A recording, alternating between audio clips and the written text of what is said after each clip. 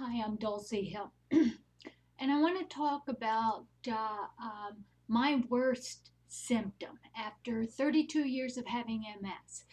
I was at the pool yesterday, and one of the young lifeguards came up to me and she says, Dulcie, you are such an inspiration. I just need to know from you what is your worst MS symptom. And I thought about all the symptoms, and I said, honestly, my worst symptom is being in my head, being at home, thinking about the total sum of all my symptoms. That's being in my head. If I'm in my head, then there's no future. There's no point. I'm just existing. So if the only way I can get out of my head is if I get out and I get in other people's worlds.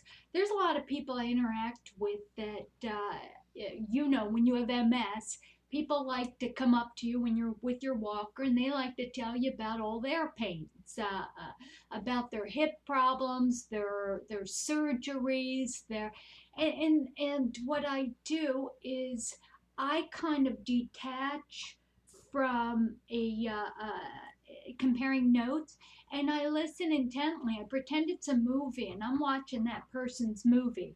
So a lot of times when you're out there, you're not having conversations with people. Very few times do people come up and they actually ask you something and they want to know something about you. And it's very easy just to kind of give them a positive response just to get out of being in your head.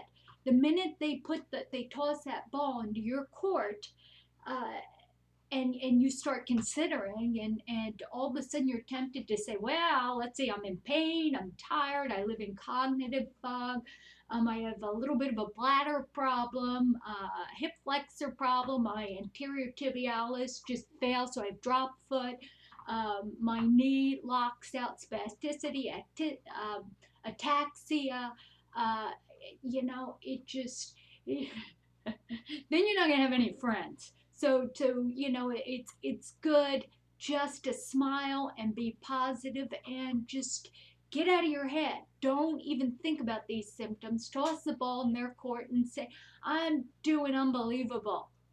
Because that doesn't say that you're doing unbelievably good or bad. It just means that you are unbelievable. And then say, how are you?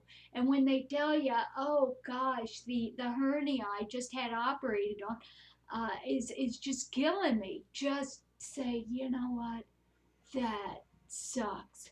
I'm sorry you have to go through It's amazing how you can get through the day with so much joy listening to people out there who are really suffering.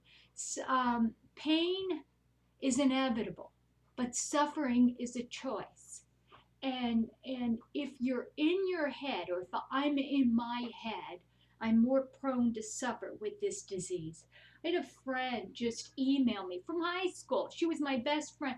Haven't talked to her in 10 years, and she just emailed me that she is suffering from a real bad, acute, life-threatening illness. And it's hard to say, gosh, I've spent 32 years and this is the first time I've heard about you, and you haven't questioned about me, but it's not about me. And I can't let that reflection get into my head and just say, God, you know what? This person has every right to feel worse than me because in their perspective, they feel worse at that point. I've had 32 years of trying to make sense out of life and find my purpose.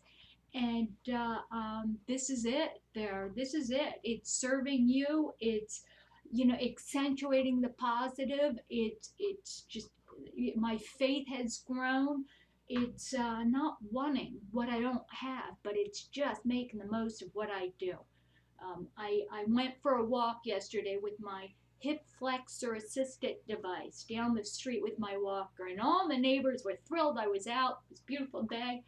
I'll tell you what, my husband had to push me back on the walker because he took everything out of me, killed me. Oh my gosh. But I was out there. Of course, then I had to sleep, and I'm really tired today. But when neighbors wave and they see you getting out there, you're representing that you can survive and thrive, as long as I don't stay in my head, because that's a dangerous place to be. Anyway, God bless you. Please subscribe. Go to msfrontiers.org. There's lots of resources there for you. I pray for you all, and keep coming back.